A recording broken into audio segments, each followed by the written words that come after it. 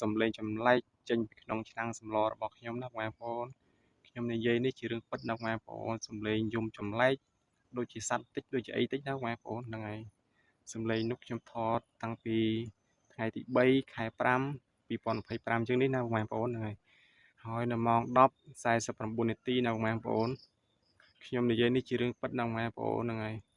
ខ្ញុំមិនបានพูดបានកុហកទេណាបងប្អូនហ្នឹងហើយសំឡេងនោះយំក្នុងឆ្នាំងហ្មងបងប្អូនខ្ញុំស្លដូចធម្មតាណាបងប្អូនហ្នឹងហើយដាក់ទឹកហើយបង់គ្រឿងដូចជាគល់ស្លឹកគ្រៃស្លឹកក្រូចសើចរំដេងណាបងប្អូន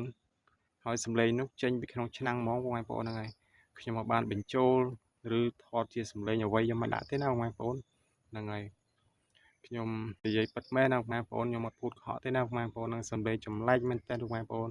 ចឹងហើយខ្ញុំថតជាវីដេអូបងហ្នឹងហើយខ្ញុំរត់ទៅយកទូរស័ព្ទមិនចង់តន់ណាបងប្អូនហ្នឹងហើយដើម្បីថតឲ្យបងប្អូនសន្តាប់ទាំងអស់គ្នាណាបងប្អូនខ្ញុំនិយាយប្រាប់ប្រពន្ធក៏ប្រពន្ធមិនជឿកូនក៏កូនមិនជឿដែរណាបងប្អូនហ្នឹងហើយអត់ជឿទេហ្នឹងហើយថាសំឡេងសត្វយំពីខាងក្រៅបងប្អូនហ្នឹងហើយប៉ុន្តែខ្ញុំប្រកាសណាស់បងប្អូនហ្នឹងហើយខ្ញុំស្ដាប់តាមក្រោយតាមមុខតាមគៀនឆ្នាំងតាមចក្រានតាមអីអត់ឃើញមានសត្វអីយំទេណាបងប្អូនខ្ញុំមកស្ដាប់ក្នុងឆ្នាំងសម្លពិតជាយំមែនតើបងប្អូនហ្នឹងហើយដោយសំឡេងសត្វយំចឹងបងប្អូននៅក្នុងឆ្នាំងសម្លរបស់ខ្ញុំណាបងប្អូនចម្លែកមែនតើបងប្អូនខ្ញុំមិនដែលជួបមិនដែលឃើញនៅប្រទេសទេណាបងប្អូនហ្នឹងហើយខ្ញុំស្លយូរឆ្នាំហើយណាបងប្អូនអត់ដែលឮសំឡេងចម្លែកចឹងទេណាបងប្អូនចឹងហើយបាទខ្ញុំថតជូនពុកម៉ែបងប្អូនសន្តាប់នឹងទស្សនាណាបងប្អូនអញ្ជើញបងប្អូនទៅទស្សនាណាបងប្អូនណា